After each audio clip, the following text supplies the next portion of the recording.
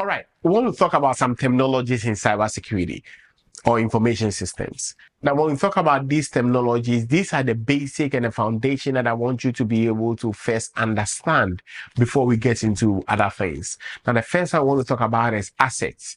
You hear me talking about assets. When we say assets, what are assets?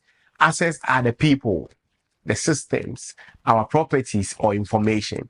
Now, an asset is what we are trying to protect, like our computers, the information systems, or the data that is our information system. So today you know what an asset is. Now, next one I want to talk about is computer networking. What is computer networking? This refers to connected computing devices such as our laptops, our desktops, servers, smartphones, and tablets. Now, think about it this way. In my house right now, as I'm talking to you right now, I have a TV that is in front of me. I have a laptop that is here. I have a mobile phone that is here. I have a monitor that is here. Now, I have an internet router. I have a PlayStation 5. I have a Sonos speakers. Now, all these things are being connected to my internet router. Now, all these things that I'm telling you about or I'm mentioning to you are connected in a certain way.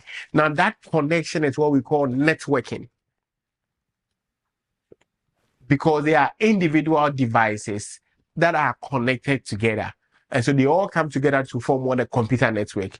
Now, on a computer network, we have hardware, we have software, and we have what we call system boundaries. What are hardwares? Hardwares are the physical components, the TVs, the monitors, the laptops. The software, these are the programs that are running on the hardwares, and that is what we call software. And when we get deeper, I'll tell you about the three software models: IaaS, SaaS, and the PaaS. But system boundary. What is a system boundary? When we say a system boundary, we are talking about the scope of a network. You see, when you are in your house and you are doing an internet call, whenever you are moving from your house, you realize that it gets to a certain point where the call goes off for a minute, because especially when you are doing a WhatsApp call, the call will go off for about 3 or 5 seconds, then it connects to your phone internet. That is the internet service that you have. That is the boundary. Your internet service that for your house, that didn't go beyond that limit. And so that is your system boundary. Your business boundary is your scope. It's like all the components of that information system needs to be authorized within a certain jurisdiction. And so that is where your control ends. You are a dad, your control is in your house.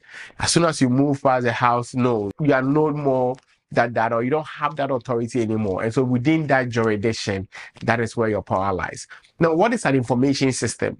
When we talk about information system, we talk about a set of information resources that is organized for the purpose of collection, processing, maintaining, using, sharing, or dissemination of information.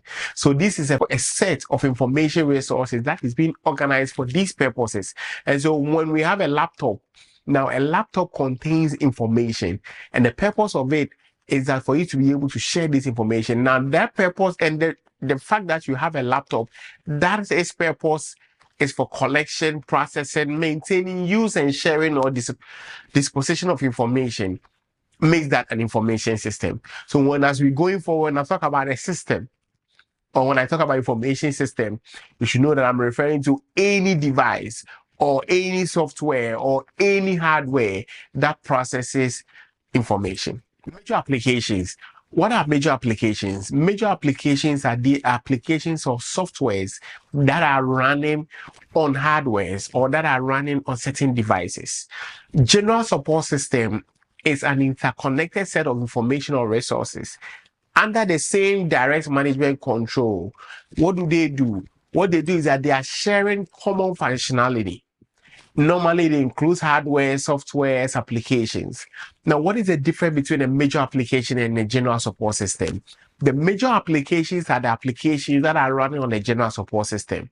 The general support system could be that hardware like my laptop, could be my mobile phone. The applications that are running on my mobile phone and my laptop is what is being referred to as the major applications. So general support system are the hardwares, major application are the softwares. The caveat here is that an application can also be, or a software can also be a general support system. if it has another layer of application that is running on it, or a software that is running on it, don't let it seem as if major application or general support systems are only hardwares. Some softwares are also general support system, and iOS has applications that are running on it. It therefore makes the iOS what a general support system, and there are software that are running on the iOS. It becomes the major application.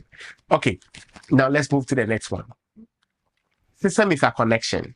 Now, you know what an information system is. So when you talk about a system interconnection, think about it this way. Always try to be able to break the word down in a way that makes it easier for you. We are talking about a system. We have talked about what a system is. Now, interconnection. There's a certain connection or there are certain internal connections going on. So when we say system interconnection, we are saying that a system interconnection is a direct connection between two or more systems for the purpose of what? Sharing data and information. Isn't that easy? System interconnection is a direct connection between two or more systems for the purpose of sharing information. The very moment that my company decides to share information with your company, and the purpose of our connection is for sharing information, becomes a system interconnection. Not any other reason. Yes, you can be able to have connection and agreement with anyone, but the very moment that the connection between the two of you is for the purpose of sharing information, it becomes a system interconnection. What reasons or what are some of the things that comes about with system interconnection? Exchange of data and information among selected users. Now, organizations choose to interconnect their systems for a variety of reasons. And the first one is to exchange the data and information among selected users. Also, companies decide to share their information to provide customized level of access to proprietary databases. They collaborate on joint projects, provide online training, provide secure storage of critical data and backup files. So when you hear system interconnection, it's going to be a long word, but just think about there are two systems that have come together for the purpose of sharing data. Just think about your hospital sharing data. Think about your job sharing your data with, let's say, the company that actually gives you your paycheck, meaning that you have to share your personal information with them, share the hours you have worked, and do all those things. So that is system interconnection. Now, for us to have a system interconnection, meaning that there needs to be a certain kind of agreements in place. We don't just go ahead and say that, hey, Fort IT wants to be able to share information with us, so let's give them access. No. What we do is that there's certain agreements in place. One of the agreements that we have in place, we call it the MOU, a Memorandum of Understanding. And MOU specifies on the responsibilities as well as the terms and conditions that is binding the two parties. Whereas there's another one that we call ISA, an interconnected system agreement. What the ISA does is that it specifies the technical and security requirements of the interconnection. And so whenever there's an interconnection, there has to be an MOU. There has to be an ISA. Okay, there are other agreements that I also want you to be privy to and know. One of them is the data use agreement. Now, the data use agreement establishes who is permitted to use and receive protected information. See, your information is very precious to every organization. Information or your data is something that every organization is obliged per law to be able to protect. And so they need to make sure that we need to know who is permitted and who is supposed to receive any information that is from you. And now there has to be an agreement to say that, okay, this information that we are sharing with this organization is only this person that can, or these people that should be able to have access to. Then we have a business associate agreement, and that is one of my close friends. I like the BAA. The BAA establishes the legal binding relationship between HIPAA-covered entities and business associates to ensure complete protection of PHI. This type of agreement is necessary if business associates can potentially access PHI during their work.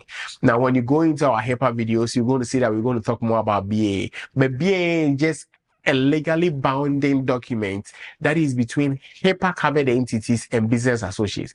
What are they covered? Any organization that has any contact with PHI or patient's health information, they need to make sure that there is a BA in place before they can allow or give that information or share those kind of information. And this is something that is being bound by HIPAA. So we need to make sure that we have that. Then after that agreement, then they can allow them to be able to work within our environment. Let me take a short break. I'll come over, show you a copy of all these documents that I'm talking about so that you can have an idea of these documents.